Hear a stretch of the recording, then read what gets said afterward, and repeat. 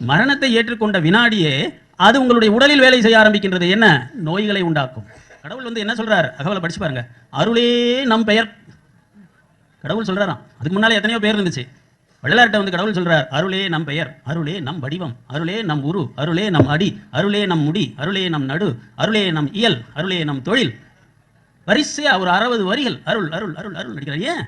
மனிதன் மனித நிலையை தாண்டி கடவுள் நிலையை அடைவதற்கு வேற எதுவுமே உதவாது. பெருஞ்சோதி தெய்வத்தை பார்த்தாதான், அருட்பெருஞ்சோதி தரிசனம் கிடைச்சாதான் அருட்பெருஞ்சோதியாக மாறலாம். அருட்பெருஞ்சோதியாக மாறினால்தான் எனைத்தும் துன்பிலா இயல் கிடைக்கும், மரணமிலா பெருவாழ்வு கிடைக்கும்.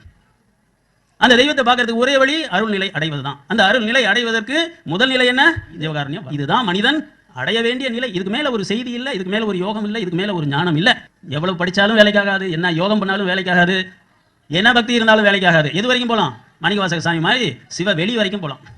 அங்கே போய் ஒடுங்கிக் கொள்ளலாம். சிவனுடைய திருவடிகளில் தான் மட்டும் ஆனந்தமா இருக்கலாம், பிறக்காம இருக்கலாம், அவ்வளவுதான். அதை கடந்து சுகப்பேர் வெளி அருள் வெளிக்கு போக முடியாது. அருள் வெளியில் ஓங்குகின்ற அருட்பெருஞ்சோதியை பார்க்க முடியாது. அருட்பெருஞ்சோதியை பார்க்காவிட்டால் வள்ளலாரை போல் அருட்பெருஞ்சோதி ஆக முடியாது.